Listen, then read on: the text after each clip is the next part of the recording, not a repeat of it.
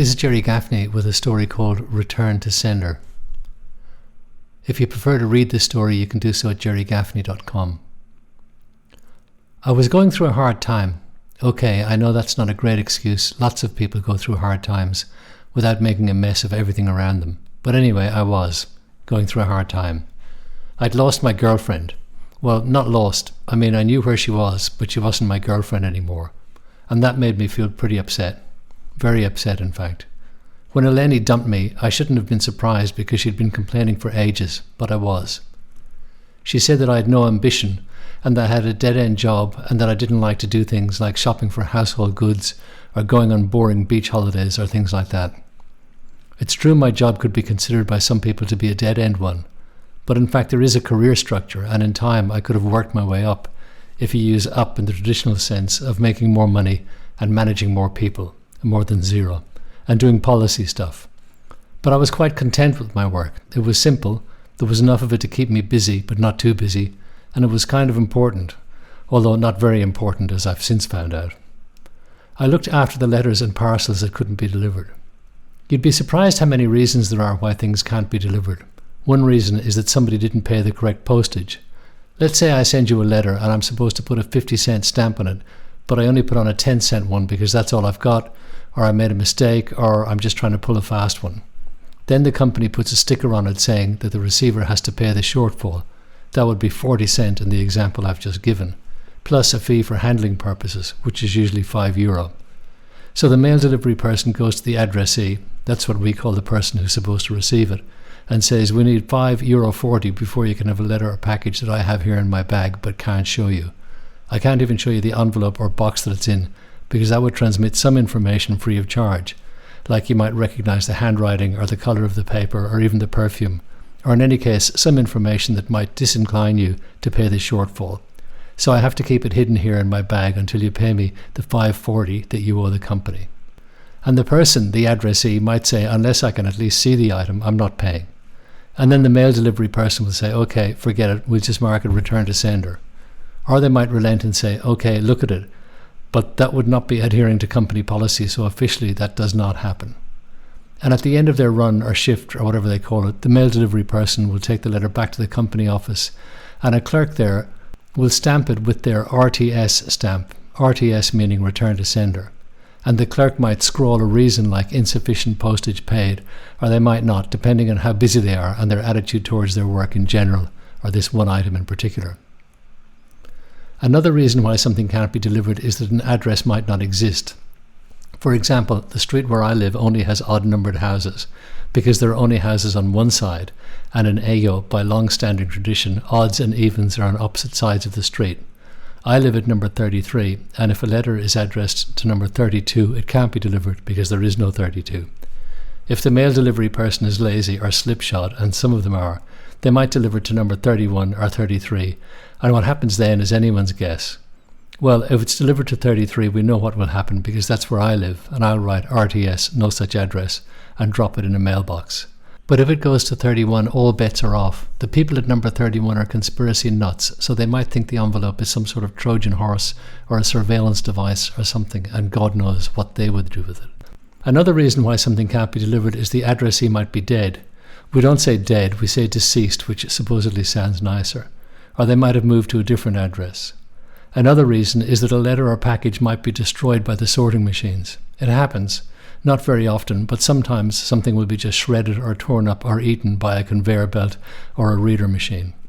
In that instance, we're supposed to try to retrieve and repair it, but honestly that's often a lost cause, and the best thing to do is sweep it under the carpet. Not literally, we don't have a carpet for sweeping things under, but we do have a shredder, which is the same thing really. There are other reasons, but you get the general idea. If the item is marked return to sender, and if the sender's address is on the item, then the item is sent back to that person. And what happens to the items that do not have an identifiable sender? Well, if they're not shredded or lost, then they become my responsibility. At least they used to be. The returns office was my little domain. Eleni visited once, and ever after, when she was feeling critical, she'd talk about me hiding in your little dead letter office, which was unkind and also inaccurate. Firstly, because I wasn't hiding, and secondly, because we didn't call it the dead letter office. And if we had, we'd probably have called it the deceased letter office, because that sounds nicer. The returns office is a small standalone building about 2 kilometres from the main office. Nothing went on there except the handling of return to sender items. I was in charge of checking every returned item and determining its fate. At certain times of the year it got busy enough that I'd need to get a second person to help, but really it was hard to know whether it was worth the effort of training them up before it was time for them to move on.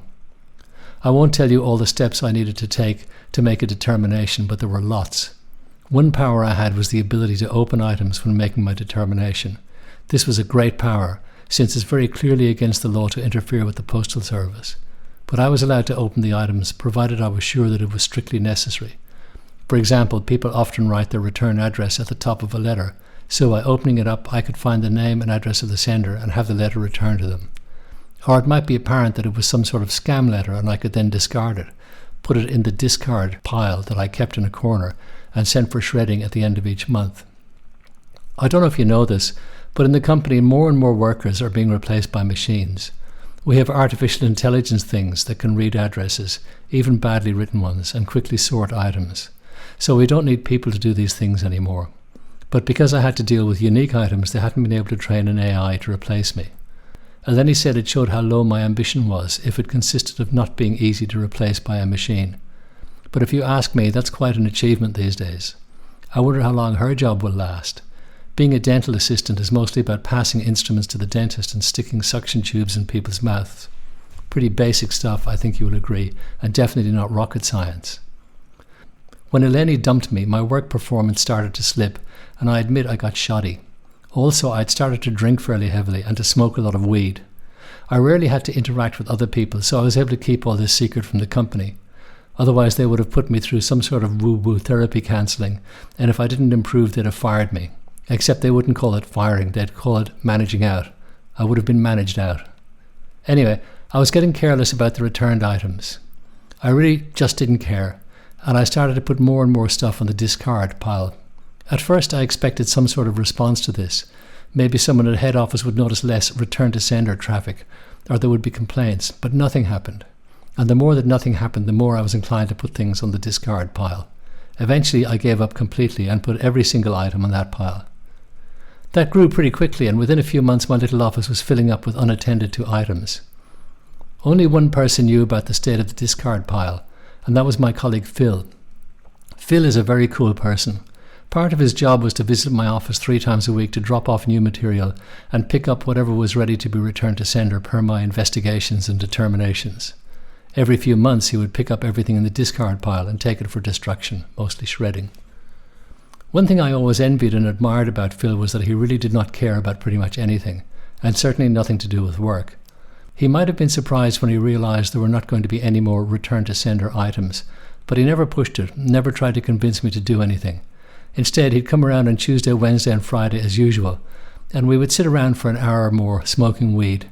Then he'd get up and leave, empty-handed, to whatever else his job entailed. I never asked, and he never said. This went on for some time. I was still upset about Eleni and had only Phil's visits to look forward to cheer me up. When Phil wasn't there, I smoked weed on his behalf, and I guess I was falling apart a little. One day, a Wednesday, Phil had to push open the door against the mass of accrued material in the discard pile. "We'll have to do something about this," he said. I liked the way he said "we," taking ownership of the issue and not just leaving it all up to me. That's not a very common trait in my experience, certainly not in the company. "What?" I asked. "I don't know," he said. "We smoked some weed to think about it. We could have a fire," he said. I thought that was an excellent idea. Part of the attraction was that it was almost a zero-effort solution. Everything was at hand, plenty of flammable material and matches. I was about to start the fire when Phil stopped me. "You have to open some windows," he said. "Fire needs 3 things: fuel, a source of ignition, and oxygen. If you leave the windows shut, the fire might go out from lack of oxygen." How did he know all this? I asked. "I'm a volunteer firefighter," he told me. "Will you put the fire out if I light it?" "No." I half opened a few windows. "Is that enough?" "Yeah, I think so." Lighting the fire was easy.